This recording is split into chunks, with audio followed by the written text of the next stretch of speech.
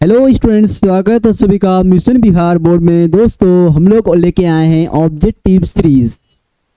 जैव प्रक्रम का पहला वाला लेक्चर हम लोगों ने कवर किया था, जैव प्रक्रम टॉपिक। अब हम लोग बात करेंगे, आज का टॉपिक है हमारा शोषण। तो दोस्तों, जैसे कि आप सभी को मालूम है, हम लोग कर रहे हैं ऑब्जेक्टिव सीरीज, और ये ऑब्जेक्टिव सीरीज पूरे बिहार बोर्ड का इस तरह का ऑब्जेक्टिव सीरीज कोई नहीं लिया होगा। हम लोग प्रत्येक ऑब्जेक्टिव को चित्र के माध्यम से, फोटो के माध्यम से समझते हैं, और सभी ऑब्जेक्टिव को दिमाग में यूं एकदम क्लियर कट एकदम अपने दिमाग में बैठा लेते हैं, क्योंकि ये ऑब्जेक्टिव सीरीज में बहुत ज्यादा मेहनत हम लोग करते हैं। ऑब्जेक्टिव सीरीज जो है, इसका पहला वाला लेक्चर जैव प्रक्रम में टॉपिक जो था वो था पोषण का। ये जो टॉपिक है शोषण का है। तो चलिए शुरू करते हैं बिना समय गवाए हुए इस लेक्चर को। तो शुरुआत करते हैं। सबसे पहले बात करेंगे हम लोग, आज का टॉपिक क्या है, शोषण। ये ऑब्जेक्टिव सीरीज है जो जैव प्रक्रम का बायोलॉजी का है। तो चलिए शुरुआत करते हैं सबसे पहला क्वेश्चन से। Objective series mission Bihar board, topic है शोषण। तो चलिए शुरू करते हैं हम लोग ऑब्जेक्टिव सीरीज की। सबसे पहला क्वेश्चन है आपका, जीवों के शरीर में ऊर्जा का उत्पादन किस क्रिया के द्वारा होता है? आपको पता है, हमारे शरीर के अंदर ऊर्जा बनेगा तो ही कोई भी काम हो पाएगा। मैं आपके सामने में बोल पा रहा हूँ क्योंकि मेरे पास अभी एनर्जी है, मतलब मेरे शरीर के अंदर ऊर्जा बन पाती है। तो वही सवाल पूछा गया कि जीवों के शरीर में ऊर्जा का उत्पादन किस क्रिया द्वारा होती है? जनन, नियंत्रण, उत्सर्जन, शोषण। तो जनन द्वारा तो ऊर्जा नहीं बनेगा, नियंत्रण में तो आपका कंट्रोल होगा, उत्सर्जन में तो अवशोषित पदार्थ निकलेगा। लेकिन जो शोषण होता है, सांस लेने की जो प्रक्रिया होती है, ये क्या होती है? ये ऊर्जा का निर्माण करती है, ऊर्जा का उत्पादन करती है। इसी वजह से ऑप्शन नंबर डी क्या हो जाएगा? राइट हो जाएगा। तो जीवों के शरीर में ऊर्जा का उत्पादन किस क्रिया द्वारा होती है? शोषण क्रिया द्वारा होती है। अगला सवाल बात करेंगे हम लोग। दूसरा क्वेश्चन कहता है, पचे हुए भोज्य पदार्थों से ऊर्जा के उत्पादन में भोजन अणुओं का क्या होता है? मतलब कि जो पचा हुआ भोज्य पदार्थ है, उससे ऊर्जा का उत्पादन करने के लिए, ऊर्जा बनाने के लिए भोजन अणुओं का क्या होता है? दहन होता है, ऑक्सीकरण होता है, परिवर्तन होता है, या समन्वय होता है। मतलब जो हम लोग खाना खाते हैं तो उसका जो मतलब ऊर्जा उत्पादन करने के लिए भोजन अणुओं का क्या होता है? तो दहन, तो जलता तो नहीं है। ऑक्सीकृत होता है कि परिवर्तन होता है कि समन्वय होता है? तो याद रखिएगा, ऑक्सीकरण होता है। जो हम खाना खाते हैं उससे ऊर्जा उत्पादन करने के लिए भोजन अणुओं का क्या होता है? आपका ऑक्सीकरण होता है। ऑप्शन नंबर बी क्या हो जाएगा? राइट हो जाएगा। अगला सवाल बात करेंगे हम लोग आगे। अगला सवाल बात करेंगे तीसरा सवाल कहता है, समस्त जैव कोशिकाओं में रासायनिक ऊर्जा के सार्वजनिक वाहक का क्या नाम है? मतलब कि जितने भी जैव कोशिका है, जिनका जैव कोशिका में रासायनिक ऊर्जा के सार्वजनिक वाहक का क्या नाम है? मतलब कि हमारे शरीर के अंदर जो ऊर्जा जो बनता है, उस ऊर्जा का जो वाहक है, उस सार्वजनिक वाहक का नाम क्या है? तो उसका नाम है एटीपी। क्या नाम है? एटीपी, जिसको बोलते हैं एडिनोसिन ट्राइफॉस्फेट। ऑप्शन नंबर आपका क्या हो जाएगा? डी हो जाएगा। ये एटीपी क्या करता है? ये समस्त जैव कोशिकाओं में रासायनिक ऊर्जा का सार्वजनिक वाहक होता है, जो ऊर्जा को एक तरह से अपने अंदर स्टोर करके जमा कर रखता है। तो एटीपी क्या है? समस्त जैव कोशिकाओं का सार्वजनिक वाहक है। ऑप्शन नंबर डी राइट हो जाएगा तीसरा क्वेश्चन का। चौथा क्वेश्चन बात करेंगे। चौथा क्वेश्चन कहता है, निम्नलिखित कौन शोषण क्रिया का उत्पादन बनाते हैं? समझना बात को। जो हमारा शोषण का जो रासायनिक समीकरण होता है वो होता है CC(H2O6) 6O2। उस अभिक्रिया करती क्या बनाता है? 6CO2, और क्या बनाता है? 6H2O प्लस क्या बनाती है? ऊर्जा। क्या बनाती है? ऊर्जा। तो ये हुआ शोषण का रासायनिक समीकरण। ये किसका समीकरण है? ये आपका पूरा जो समीकरण है, ये शोषण का समीकरण। किसका समीकरण है? ये आपका शोषण का रासायनिक समीकरण है। इस समीकरण में आप देखिए कि शोषण की क्रिया में उत्पाद के रूप में क्या बनता है? उत्पाद के रूप में से कार्बन डाइऑक्साइड बनता है, जल बनता है, और ऊर्जा बनता है। तो यहाँ पर खुद चेक करो, कहाँ पर CO2 है? CO2, जल, ऊर्जा। ऑप्शन नंबर जो आपका डी है वो क्या है? आपका राइट है। ऑप्शन नंबर डी क्या है आपका? ऑप्शन नंबर डी आपका राइट हो जाएगा। ऑप्शन नंबर डी आपका सही हो जाएगा क्वेश्चन नंबर चौथा का। अगला बात करेंगे पांचवा क्वेश्चन कहता है, ग्लूकोज कितने कार्बन से बना अणु होता है? जो आपका ग्लूकोज होता है उसका सूत्र में ध्यान दीजिएगा। तो C6H12O6, मतलब कि कार्बन की संख्या 6, आपका हाइड्रोजन की संख्या 12, ऑक्सीजन की संख्या 6। तो इस सूत्र में आप देखिए कि आपका कार्बन से बना अणु होता है तो इसमें कितने कार्बन होता है, कार्बन में 6, ऑब्वियसली बात है। ऑप्शन नंबर क्या हो जाएगा आपका बी, ऑप्शन नंबर आपका राइट हो जाएगा क्वेश्चन नंबर 5वां का। अब बात करेंगे अपना छठा क्वेश्चन। छठा क्वेश्चन कहता है किस क्रिया द्वारा ग्लूकोज के एक अणु से 2 अणु पायरुवेट का निर्माण होता है। मतलब ये कि हमारा जो ग्लूकोज है वो एक अणु से 2 अणु पायरुवेट में बदलता है, तो वो किस क्रिया द्वारा, क्या बोलते, अवायवीय शोषण या वायवीय शोषण या किण्वन या संघनन। तो पहले इस थ्योरी को समझिए। ग्लूकोज की एक अणु से 2 अणु पायरुवेट का निर्माण जो होता है किससे पता है, ग्लाइकोसिस नामक क्रिया द्वारा होती है। ये किसी कोशिका के शोषण की एक महत्वपूर्ण प्रक्रिया होती है जो कोशिका द्रव्य में संपन्न होती है। तो यहाँ पर जो सवाल पूछा गया है उस सवाल को पहले समझना है कि किस क्रिया द्वारा ग्लूकोज के एक अणु से 2 अणु पायरुवेट का निर्माण करता है। तो अवायवीय शोषण की वायवीय शोषण। तो यहाँ पर आपको समझना होगा कि जो आपका अवायवीय शोषण होता है, समझना कौन सी क्रिया, अवायवीय शोषण जो होती है उसमें पायरुवेट का आपका पायरुवेट जो होती है ग्लूकोज के एक अणु 2 पायरुवेट के अणु का निर्माण करती है। तो ये अवायवीय शोषण की प्रक्रिया में होती है। इसी वजह से ऑप्शन नंबर ए क्या हो जाएगा आपका राइट हो जाएगा छठा क्वेश्चन का। अब बात करेंगे हम लोग 7वां क्वेश्चन। 7वां क्वेश्चन कहता है ऑक्सीजन की अनुपस्थिति में पायरुवेट से एथेनॉल और CO2 बनने की क्रिया क्या कहलाती है। सवाल क्या कहता है, सवाल कहता है कि ऑक्सीजन की अनुपस्थिति में, यहाँ पर इस चीज को याद रखिए, इस स्लाइड को, आप इस स्लाइड को यदि याद रखेंगे तो आपको कभी भी इस सवाल में कभी भी आप दिक्कत आपको नहीं होने वाला। देखो यहाँ पर जो ग्लूकोज होता है कोशिका द्रव्य में क्या होता है आपका पायरुवेट ATP बनाता है, ऊर्जा बनाता है। अब यहाँ पर 3 स्थिति है, एक ऑक्सीजन की अनुपस्थिति में, एक ऑक्सीजन की उपस्थिति में, एक ऑक्सीजन की अभाव में। ऑक्सीजन की अभाव में क्या बनाता है, लैक्टिक अम्ल बनाता है। ऑक्सीजन की उपस्थिति में CO2 जल और क्या बनाता है, ऊर्जा बनाता है। वहीं पर ऑक्सीजन की अनुपस्थिति में, किसमें, अनुपस्थिति में क्या बनाता है, एथेनॉल और CO2 बनाता है। तो सवाल क्या, ऑक्सीजन की अनुपस्थिति में, ऑक्सीजन की अनुपस्थिति की बात कर रही है, किसकी बात कर रही है, अनुपस्थिति, उपस्थिति की बात नहीं कर रही, किसकी बात कर रही है, अनुपस्थिति, मतलब उपस्थित नहीं, अनुपस्थित है। तो अनुपस्थिति में क्या बनाता है, पायरुवेट से एथेनोइक अम्ल और CO2 बनाता है। दिख रहा होगा एथेनॉल क्या बनाती है, CO2 बनाती है। CO2 बनाने की क्रिया क्या कहलाती है, तो क्रिया का आपको पूछा है, क्रिया क्या कहलाती है, विघटन, दहन, संश्लेषण, किण्वन। तो ये क्रिया कहाँ होती है, ईस्ट में होती है। और इस प्रक्रिया क्या होती है, क्या बोलते हैं पता है, इस क्रिया को बोलते हैं किण्वन। तो किण्वन की प्रक्रिया ईस्ट में होती है। इसी वजह से ऑप्शन नंबर क्या हो जाएगा आपका डी राइट हो जाएगा। ये क्वेश्चन 7वां नंबर क्वेश्चन आपको यदि समझ में नहीं आया है तो इस चित्र को आप ध्यान रखिएगा। इस चित्र में आपको समझना है कि जो आपका ग्लूकोज होता है वो पायरुवेट में बदलता है। पायरुवेट जो होता है वो अलग अलग चीज बनाता है, लेकिन बात यहाँ पर यह है कि सर आपका अलग अलग उपस्थिति में ऑक्सीजन अलग अलग चीजें दर्शाती है। ऑक्सीजन की अनुपस्थिति में एथेनॉल और CO2 बनाता है, ऑक्सीजन की उपस्थिति में एथेनॉल और CO2 बनाया। पायरुवेट जो होता है वो ऑक्सीजन की उपस्थिति में CO2 जल ऊर्जा बनाती है, जबकि आपका ऑक्सीजन की अभाव में लैक्टिक अम्ल का निर्माण करती है। तो यहाँ सवाल पूछा गया था ऑक्सीजन की अनुपस्थिति में पायरुवेट से एथेनॉल एवं CO2 बनने की क्रिया क्या कहलाती है, तो क्रिया कहलाती है किण्वन, जो कहाँ होती है, जो ईस्ट में होती है। ऑप्शन नंबर आपका डी राइट हो जाएगा 7वां नंबर प्रश्न का।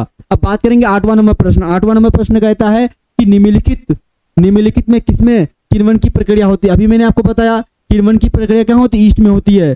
तो किण्वन की प्रक्रिया क्या होती है, ईस्ट में। ऑप्शन नंबर आपका क्या हो जाएगा, बी आपका राइट हो जाएगा 8वां नंबर क्वेश्चन का। क्लियर है। आगे बात करेंगे 9वां प्रश्न। 9वां प्रश्न कहता है बहुत ज्यादा चलने से या दौड़ने से हमारी पेशियों में ऐंठन या तकलीफ क्यों होती है। सवाल क्या है कि जब हम लगातार दौड़ते हैं या फिर क्या करते हैं, जब हम खूब ज्यादा चलते हैं तो हमारी जो मांसपेशियां होती है उसमें ऐंठन या तकलीफ होती है। क्यों होती है, तो समझना, मैंने आपको बताया कि जो ग्लूकोज होता है वो कोशिका द्रव्य में पायरुवेट और ATP बदलता है, और जब ऑक्सीजन की मौजूदगी हो, मतलब अभाव होगा, कमी होगा, तो ऐसी स्थिति में लैक्टिक अम्ल बनेगा।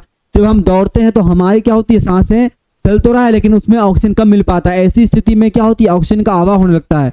जब भी ऑक्सीजन का अभाव होगा तो हमारे शरीर के अंदर क्या बनेगा, लैक्टिक अम्ल बनेगा, और लैक्टिक अम्ल बनेगा तो इससे क्या होगा, हमारे शरीर में ऐंठन या तकलीफ होगी। तो ऑप्शन क्या कहता है, ईंधन का संचयन से, CO2 का संचयन से, ऊर्जा का संचयन से, या अधिक मात्रा में लैक्टिक अम्ल के संचयन से। तो जब हम लंबे समय तक क्या करते हैं या फिर क्या बोलते हैं कि हम ज्यादा चलते हैं तो हमारी क्या होती है, मांसपेशियों में ऐंठन या तकलीफ क्यों होती है, क्योंकि हमारे शरीर में क्या होती है, अधिक मात्रा में लैक्टिक अम्ल का संचयन हो जाता है हमारे मांसपेशियों में। इसी वजह से क्या होता है, हमें ऐंठन या तकलीफ होती है। इसी वजह से ऑप्शन नंबर डी क्या हो जाएगा, राइट हो जाएगा 9वां प्रश्न का।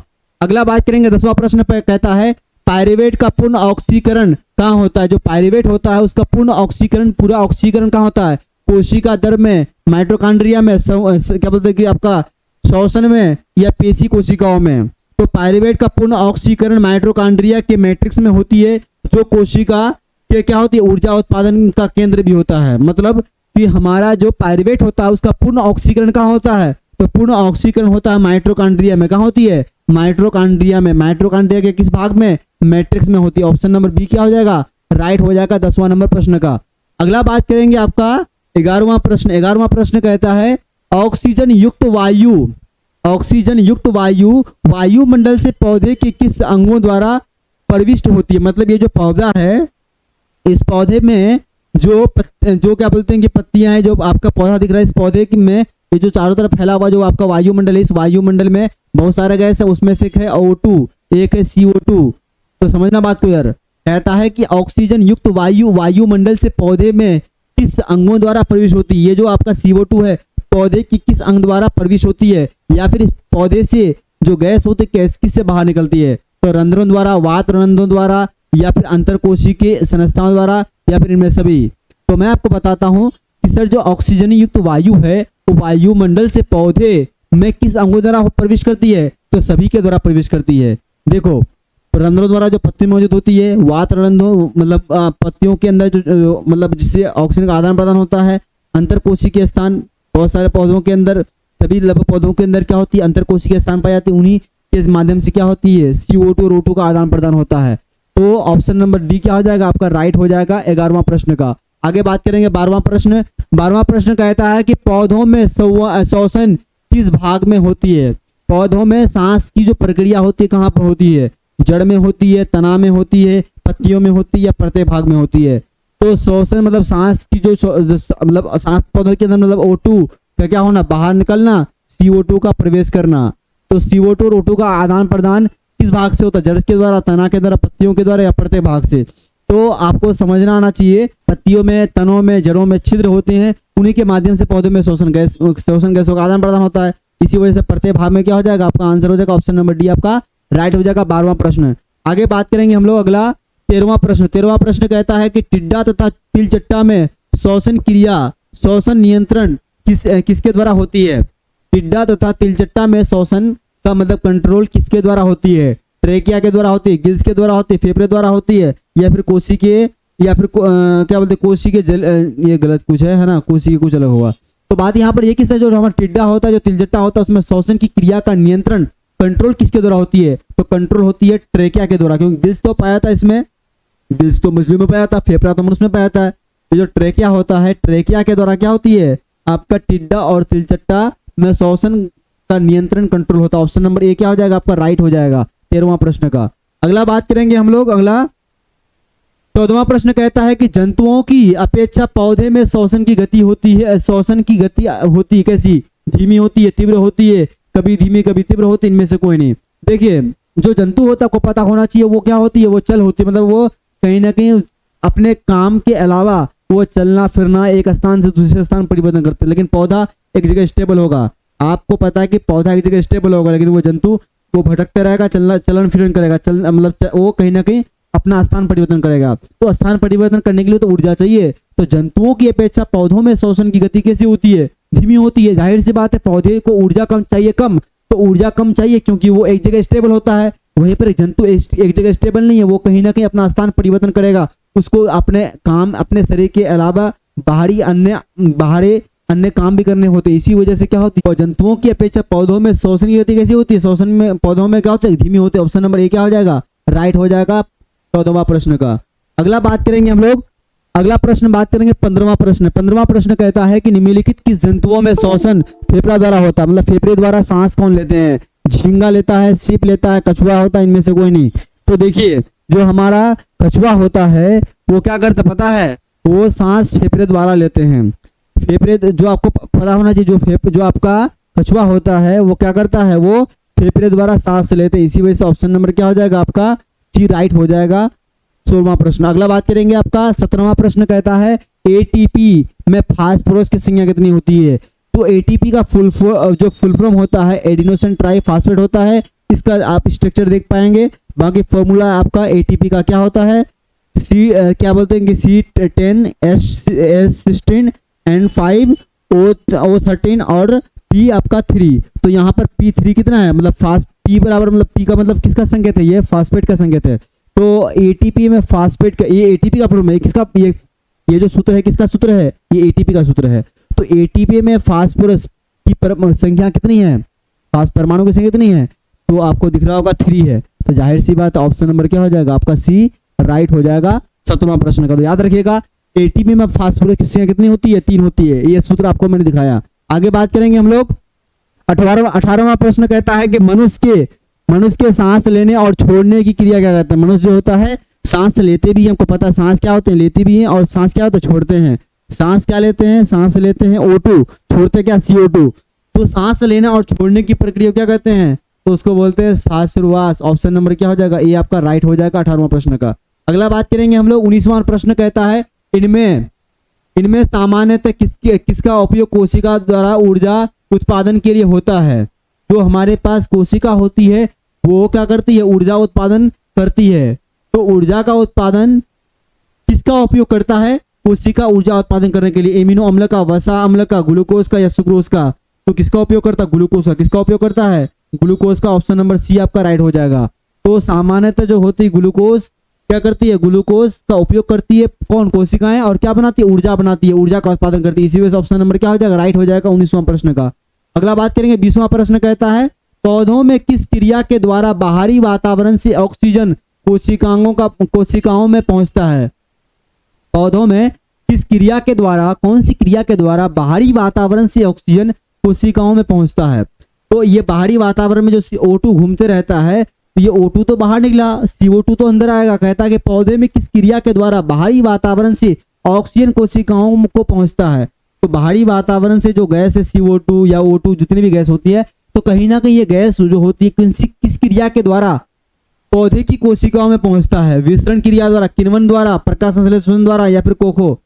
तो आपको पता होना चाहिए, कोको तो होगा नहीं, किण्वन तो होती नहीं है। तो विसरण क्रिया द्वारा, कौन सी क्रिया द्वारा, विसरण क्रिया द्वारा क्या होती है आपका पौधों में बाहरी वातावरण से क्या होती है, ऑक्सीजन कोशिकाओं में पहुंचता है। आपका ऑप्शन नंबर ए क्या हो जाएगा, राइट हो जाएगा। क्वेश्चन नंबर कितना, क्वेश्चन नंबर आपका 20 का। अगला बात करेंगे 21वां नंबर प्रश्न कहता है कि पौधों में नासिका छिद्र, लैरिंक्स, ट्रेकिया तथा फेफड़ा मिलकर क्या बनाते हैं। मनुष्य में, ये जो मनुष्य का श्वसन तंत्र है आपको दिख रहा होगा, मनुष्य में नासिका छिद्र बोले तो नाक है ना, नाक में जो छिद्र होती है लैरिंक्स, ये जो आपको दिख रहा होगा लैरिंक्स किसको बोलते हैं, ट्रेकिया तथा फेफड़े मिलकर, ये जो है ना फेफड़े मिलकर के ये पूरा का पूरा क्या बनाता है, इसको बोलते हैं हम लोग श्वसन तंत्र, श्वसन सिस्टम। तो मनुष्य में नासिका छिद्र, लैरिंक्स, ट्रेकिया, फेफड़ा मिलकर क्या बनाती है, श्वसन तंत्र बनाती है। क्या बनाती है, श्वसन तंत्र बनाती है। इसी वजह से ऑप्शन नंबर डी क्या हो जाएगा, राइट हो जाएगा। अगला बात करेंगे 22वां प्रश्न। 22वां प्रश्न कहता है श्वसन क्रिया में खाद्य पदार्थ का क्या होता है। अभी सवाल वो मैंने किया था कि श्वसन की क्रिया में खाद्य पदार्थ क्या होता है, खाद्य पदार्थ का दहन होता है, क्या बोलते हैं संश्लेषण होता है, विघटन होता है, परिवर्तन होता है। तो याद रखिएगा क्या होता है, विघटन होता है, टूटता फूटता है। तो श्वसन की क्रिया में जो हम लोग खाना पीना खाए हैं उसका क्या होता है, विघटन होता है, उसका टूटता है। इसी वजह से ऑप्शन नंबर क्या हो जाएगा, सी आपका राइट हो जाएगा। अगला बात करेंगे हम लोग 23वां नंबर सवाल कहता है अवायवीय श्वसन कोशिका के किस भाग में होती है। अवायवीय श्वसन की जो प्रक्रिया होती है माइटोकॉन्ड्रिया में पूरी होती है, कोशिका दर में होती है, हरित लवक में होती है या फिर कोशिका झिल्ली में होती है। तो सवाल कहता है अवायवीय श्वसन कोशिका के किस भाग में पूर्ण होती है। अवायवीय श्वसन कोशिका के कोशिका दर्भ साइटोप्लाज्म में पूरी होती है। ये श्वसन, ये क्या बोलते हैं, श्वसन की एक प्रक्रिया है जो ऑक्सीजन की अनुपस्थिति में होती है। इस क्रिया में ग्लूकोज क्या होते है आपका पूरी तरह से ऊर्जा नहीं में बदलता है, लेकिन फिर भी कुछ ऊर्जा क्या होती है उत्पन्न करती है। तो अवायवीय श्वसन होती है और जो वायवीय श्वसन होती है उसका अंतर आप जरूर याद रखिएगा। अवायवीय श्वसन जो होती है उसमें जो होती है ऊर्जा का उत्पादन कम होती है, वायवीय श्वसन में ऊर्जा का उत्पादन ज्यादा होता है। अवायवीय श्वसन जो होती है वो कहाँ पूर्ण होती है, अवायवीय श्वसन जो होती है कहाँ होती है पूर्ण, कोशिका दर्भ साइटोप्लाज्म में क्या होती है पूरी होती है। ऑप्शन नंबर आपका बी राइट हो जाएगा। वहीं पर वायवीय श्वसन माइटोकॉन्ड्रिया में पूर्ण होती है, ये बात याद रखिएगा। अगला बात करेंगे 24वां नंबर प्रश्न है कौन सी गैस श्वसन क्रिया में मुक्त होती है। मतलब कौन सा गैस है जो आपका क्या होता है शरीर से बाहर निकलता है, तो वो है कौन, CO2 गैस। आप क्या करते हो, O2 क्या करते हो, O2 आप ग्रहण करते हो। तो कौन सी गैस श्वसन क्रिया में मुक्त होती है, तो CO2 हो जाएगा। ऑप्शन नंबर क्या हो जाएगा, ए आपका राइट हो जाएगा। 24वां प्रश्न। अगला बात करेंगे हम लोग 25वां नंबर प्रश्न है, आणविक ऑक्सीजन की उपलब्ध क्या बोलते हैं, उपलब्ध नहीं होने से पाइरुवेट का परिवर्तन जंतुओं में किस यौगिक में होता है। मतलब आणविक ऑक्सीजन की उपलब्ध नहीं होने से पाइरुवेट का क्या होती है, पाइरुवेट का परिवर्तन जंतुओं में किस यौगिक में होती है। लैक्टिक अम्ल में होती है, एथेनॉल में होती है, साइट्रिक अम्ल में होती है, ग्लूकोज में होती है। तो पहले इसको समझिए, आणविक ऑक्सीजन की एक क्या बोलते हैं कि अभाव में जंतुओं में पाइरुवेट लैक्टिक अम्ल एसिड में बदल जाता है। मैंने आपको जो अभी थोड़ी देर पहले जो दिखाया था वो आपका चार्ट, उस चार्ट के अंदर आपने देखा कि सर जब ऑक्सीजन की अभाव में क्या होती है, पाइरुवेट होती है, तो वो किस में बदलता है, लैक्टिक अम्ल में परिवर्तित हो जाता है। इस क्रिया को तो लैक्टिक एसिड किण्वन कहा जाता है। लेकिन प्रश्न क्या, आणविक ऑक्सीजन की उपलब्ध नहीं होने से पाइरुवेट का परिवर्तन जंतुओं की किस यौगिक में होता है, तो वो होता है किसमें, लैक्टिक अम्ल में। किसमें होती है, लैक्टिक अम्ल में हो जाता है। ऑप्शन नंबर क्या हो जाएगा, ए आपका राइट हो जाएगा। 25वां नंबर प्रश्न। अगला बात करेंगे हम लोग 26वां प्रश्न है कि पौधों में गैसों के आदान प्रदान के लिए रहते हैं जड़, रंध्र, तना या टहनी। तो पौधों में गैसों का शोषण का CO2 और O2 का आदान प्रदान किसके द्वारा होती है, रंध्र के द्वारा होती है। पत्तियों में जो पाया जाता है स्टोमाटा, इसकी वो बोलते हैं रंध्र। तो इन्हीं रंध्रों के माध्यम से क्या होता है, पौधों में CO2 का आदान प्रदान होता है। CO2 क्या होगा, आएगा, CO2 आएगा और O2 क्या होगा, बाहर निकलेगा। तो CO2 और O2 का आदान प्रदान किसके द्वारा होते हैं, रंध्र द्वारा होते हैं। इसी को बोलते हैं स्टोमाटा। ऑप्शन नंबर बी क्या हो जाएगा, राइट हो जाएगा आपका 26वां प्रश्न का। अगला बात करेंगे 37वां नंबर प्रश्न। कहता है कि निम्नलिखित में किसे कोशिका का ऊर्जा मुद्रा के नाम से जाना जाता है, ADP, ATP, DTP या फिर PDP। तो याद रखिएगा, कोशिका की ऊर्जा मुद्रा किसको बोलते हैं, एडिनोसिन ट्राइफॉस्फेट, जिसको बोलते हैं ATP को कहा जाता है। ये एक कार्बनिक यौगिक है जो फास्फेट समूह एडिनोन क्या बोलते हैं कि एडिनिन और शर्करा का क्या बोलते हैं कि आपका राइबो से बना होता है। मतलब जो हमारा क्या होता है, जो हमारा ATP होता है, एडिनोसिन ट्राइफॉस्फेट, ये क्या होती है, ये हमारा ऊर्जा मुद्रा कहलाता है। ऑप्शन नंबर क्या हो जाएगा, बी आपका राइट हो जाएगा। 37वां नंबर सवाल। अगला बात करेंगे हम लोग 28वां नंबर प्रश्न। 28वां नंबर प्रश्न कहता है तिलचट्टा में कितने जोड़े श्वसन रंध्र पाए जाते हैं। जो हमारा तिलचट्टा होता है उसमें श्वसन के कितने क्या होते हैं, रंध्र पाए जाते हैं, है ना। कितने छिद्र पाए जाते हैं, 6, 8, 10 या 6। तो आपको पता होना चाहिए कितने, 10 पाए जाते हैं। कितने पाए जाते हैं श्वसन रंध्र, तो 10 पाया। तो ऑप्शन नंबर आपका सी हो जाएगा 28वां नंबर प्रश्न का। तो तिलचट्टा में कितने जोड़े श्वसन रंध्र पाए जाते हैं, तो 10 जोड़े श्वसन रंध्र पाए जाते हैं। इस बात को याद रखिएगा। आगे बात करेंगे हम लोग 29वां नंबर प्रश्न है, कौन सी बीमारी श्वसन तंत्र से संबंधित है। मतलब कौन सा बीमारी है जो श्वसन अंगों से संबंध रखता है, डायरिया, मलेरिया या फिर निमोनिया या फिर मधुमेह। तो आपको पता होना चाहिए जो मतलब बीमारी सांस की बीमारी बोल सकते हो, या बोल सकते हो कि जो हमारे श्वसन अंगों को प्रभावित करती है वैसे बीमारी को बोलते हैं श्वसन बीमारी, या फिर जिसको बोलते हैं श्वसन संबंधी बीमारी होती है। तो जो निमोनिया होता है ये हमारे क्या करती है, ये हमारे फेफड़ों को खराब करती है, या बोल सकते हो कि ये बीमारी श्वसन से संबंधित है। इसी वजह से ऑप्शन नंबर बी क्या हो जाएगा, राइट हो जाएगा 29वां नंबर प्रश्न का। अगला बात करेंगे हम लोग 30वां नंबर प्रश्न कहता है किस प्रकार के श्वसन से अधिक ऊर्जा मुक्त होती है। मैंने अभी आपको थोड़ी देर पहले बताया कि जो वायवीय श्वसन होता है उसमें ऊर्जा का उत्पादन जो होती है अधिक होती है, और मतलब वायवीय श्वसन में ऊर्जा का मात्रा अधिक होता है उत्पादन, और बात करें अवायवीय श्वसन में ऊर्जा का उत्पादन कम होती है। तो किस प्रकार के श्वसन में अधिक ऊर्जा मुक्त होती है, तो वायवीय श्वसन में। ऑप्शन नंबर ए क्या हो जाएगा आपका, राइट हो जाएगा। आगे बात करेंगे हम लोग 31वां नंबर प्रश्न। 31वां नंबर प्रश्न कहता है ट्रेकिया किस जीव का श्वसन अंग है, स्टारफिश या फिर कॉकरोच या फिर पाइला या फिर हाइड्रा।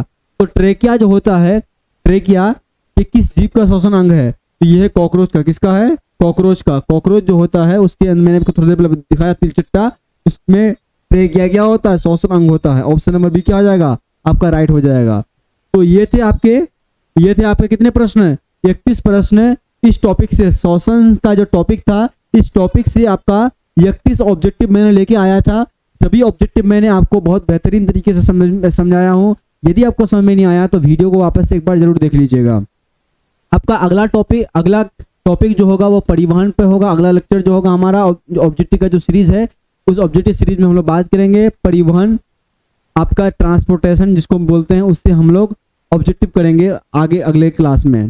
जब तक के लिए इतना ही। चैनल पर नए हैं तो चैनल को सब्सक्राइब कीजिए और वीडियो को अपने दोस्तों के साथ शेयर जरूर कीजिए। अगला लेक्चर किस पे होना चाहिए, आप हमसे किस तरह से पढ़ना चाहते हैं, क्या क्या सब्जेक्ट पढ़ना चाहते हैं आप हमसे, आप हमें कमेंट जरूर करके बताइए। जब आप कमेंट करके बताएंगे तो मैं आगे काम कर सकता हूँ। तो आज के लिए इतना ही, मिलेंगे अगले वीडियो में। जब तक के लिए जय हिंद, जय बिहार।